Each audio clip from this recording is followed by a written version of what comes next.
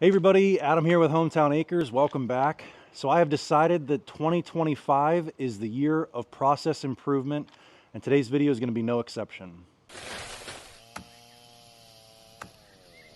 Since the beginning of the year, we have drastically changed the way that we have been making firewood. First and foremost, we went from a horizontal commercial grade log splitter to this Easton Made Evo firewood processor that has greatly increased production. Then we got a barrel screener to screen the wood so we don't have all of the scrap mixed in. And then if you caught the last video, we just got a new attachment for the tractor here to help managing that scrap much easier. This is a self-dumping hopper that we got from Express Steel. And then we started buying triaxle loads of firewood poles that also helps increase production. The only thing is, every time you add a new piece to the puzzle and fix one problem, you create another problem. And that is what we're going to be fighting here with today. As you can see, we've got 25-foot poles on here, which means that we can make more wood faster because there's always a little bit of transition time baked in when you finish the last cut on one log and then you have to roll in the next, get it into the end feed. And when you have a 25-foot pole to work with, you can get a lot more wood cut before you have to get to those transitions. The downside to having 25-foot poles is this Easton Made Evo. While you can put them on here and they will balance, you got to have them just right. And what I've noticed so far is with 25-foot poles, yes, I can make more wood at one time, but if I cut them in half, it only takes me about 5 minutes to load that log deck with the excavator. If I leave them at 25 feet, it takes me about 15 minutes to load this because I have to set them on there and place them just right. And sometimes that means putting it on there, it wants to tip down, I got to pick it up and just ever so slightly move it over an inch or two to get it past that tipping point where it will stay anchored on this side. So it takes significantly longer to load the deck. And one thing I've been talking about in the last couple of videos is building some kind of log deck extension here where I don't have to worry about that. The other thing I also have to do in the current setup is I always have to make sure that the butt end, the wider side or the heavier side of the log is on this side. And so as I'm digging through the pile, some of these are backwards. So then I have to set it over here, drive the excavator around, then grab it on this side and then put it on. Anyway, all that to say is that contributes to a much longer loading time. So any of the efficiency I'm gaining by having 25-foot poles when I'm running the machine, I lose by it taking significantly longer to load it. And by putting a log deck extension out here, I think that's going to get rid of whether I have the butt end on this side or getting them to balance on there just so. So that's where we're going to head up to the shop here and go work on building. All right, so here is the design that I came up with. Very simple design, right? It's basically halfway between a sawhorse and a swing set, or a large sawhorse or a miniature swing set, if you will. Basically just two A-frames on both ends with one beam up along the top. I think that's really all the more we need for this. To get my dimensions for the A-frames on both sides, I did have to go back to my high school geometry class and figure out what those angles are going to be, what the length of those are going to be given the height that I want. And from what I understand, the strongest shape on this earth is an equilateral triangle. So we're going to do 60 degrees on all three corners. And to get the height that we want, we had to do all that math and figure that out. But again, very simple design. Let's not overcomplicate it. Start building. Speaking of keeping things simple, I want to take a minute to talk about today's sponsor, Incogni.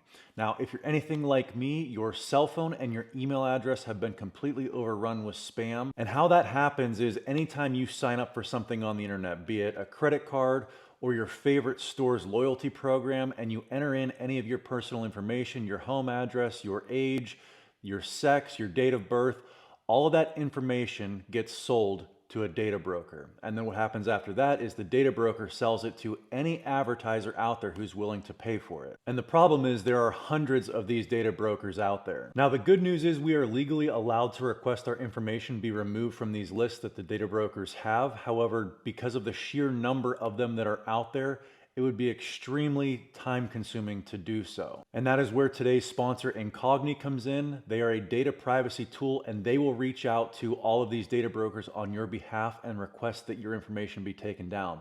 The process could not be simpler. It takes about 5 minutes to sign up. You grant them the right to act on your behalf and they will reach out to all the data brokers on your behalf. And one thing I've noticed is that even if you're a do-it-yourselfer and you want to reach out to all these data brokers, it doesn't usually happen with just one request. I know Incogni sending out multiple requests And I always say it's like releasing the hounds on the data brokers. They just keep hounding them over and over and over again until finally they get a response from them and your information gets removed. So that's why I enjoy Incogni, and I'm so glad that there's a data privacy out there like them that exists. If you're interested in having Incogni work for you to remove your personal information from the internet, I will leave a link in the description below. Use code HometownAcres to get 60% off an annual Incogni plan. Now you guys may notice I did upgrade my miter saw from a 10-inch to a 12-inch. If you have a sawmill and you're going to be working a lot with 4x4 material, true 4x4 material, I highly recommend getting a 12-inch miter saw instead of a 10-inch. It's just going to make all of these cuts a lot easier. With my old one, I used to be able to get about 90% of the way through the log, and then I would have to flip it and finish the cut. And now I can cut cleanly all the way through with one cut with this 12-inch saw.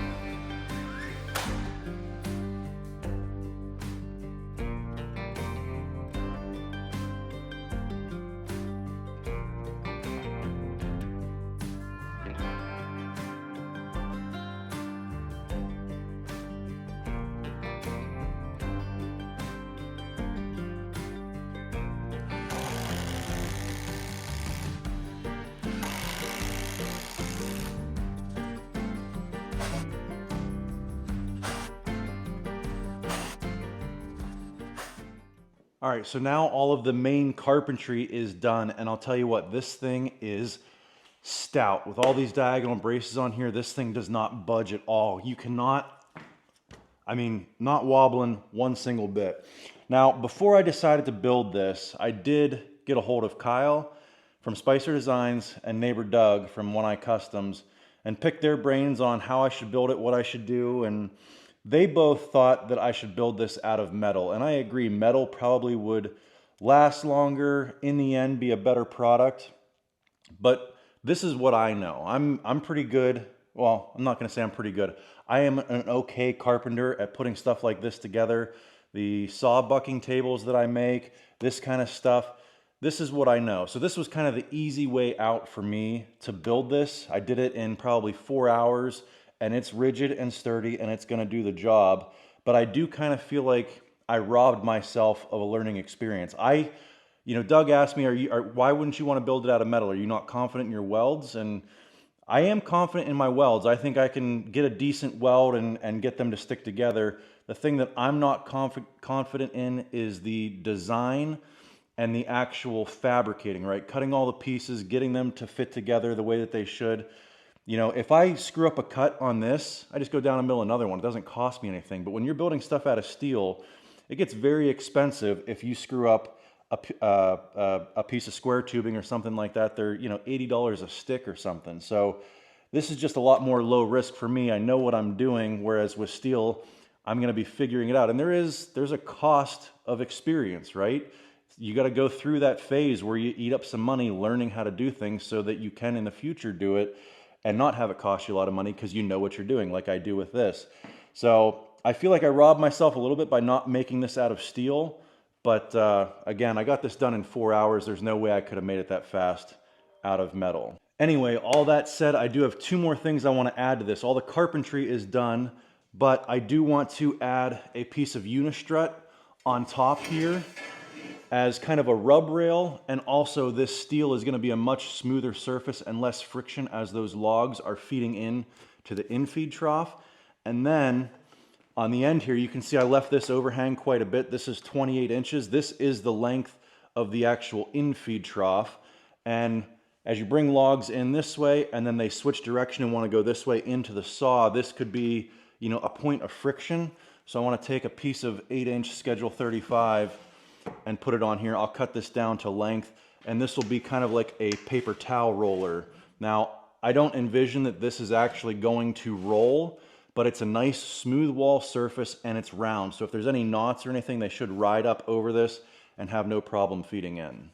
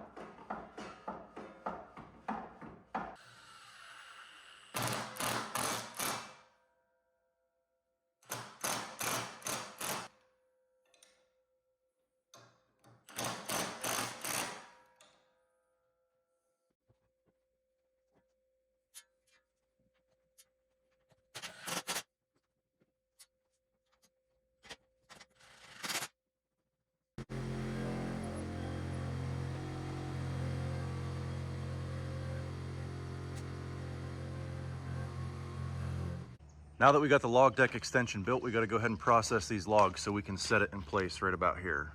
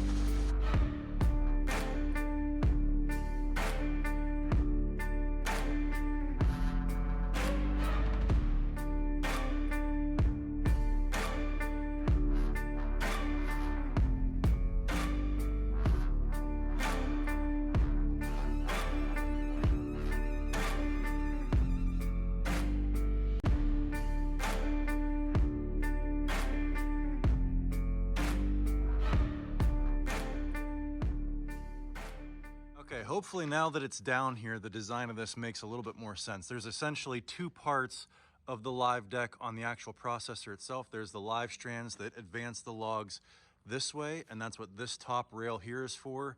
And then there's the in-feed chain that then changes the direction of the log and sucks them into the saw, and that's what this part of my fourth leg here is for. And again, I don't know if this is gonna roll or not. I kind of don't think it's going to. But again, just having that smooth wall there, if there are any knots or anything, it should climb right up over those and not get hung up here like if it was that square, sharp edge there. So only thing left to do now is load up the deck, see if we can shave any time off of the 15 minutes that it used to take, make sure this thing doesn't break, and then we'll try to run a log through and see if that paper towel roll holder there works.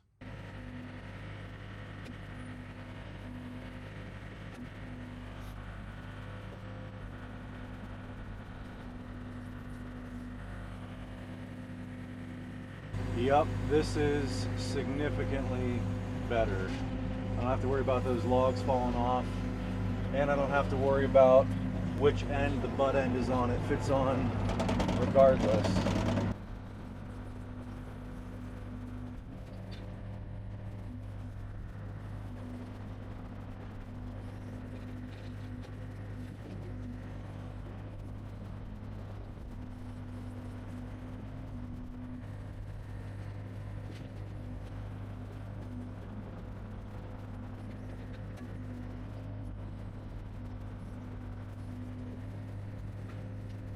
Now this will be a good test.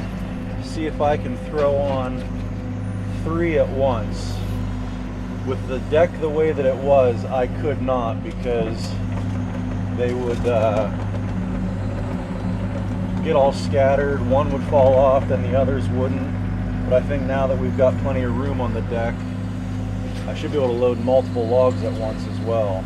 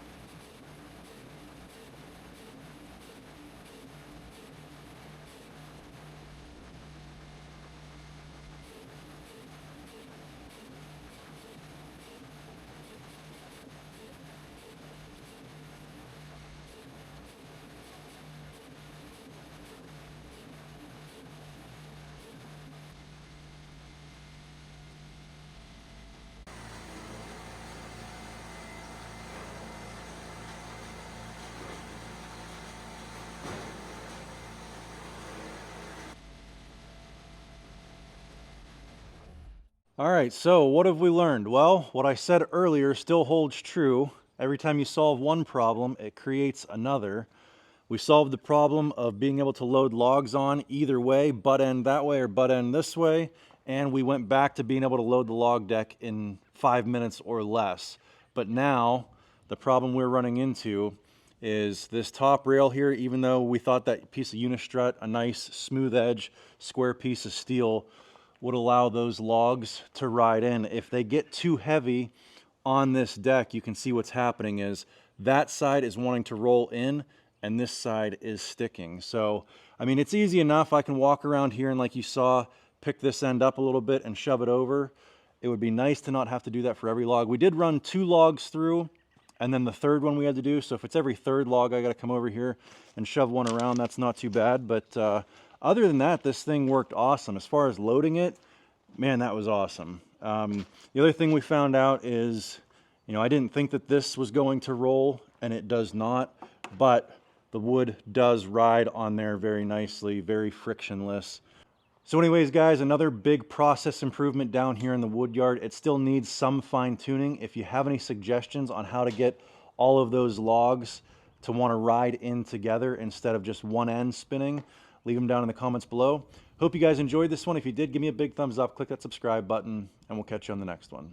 Thanks for watching.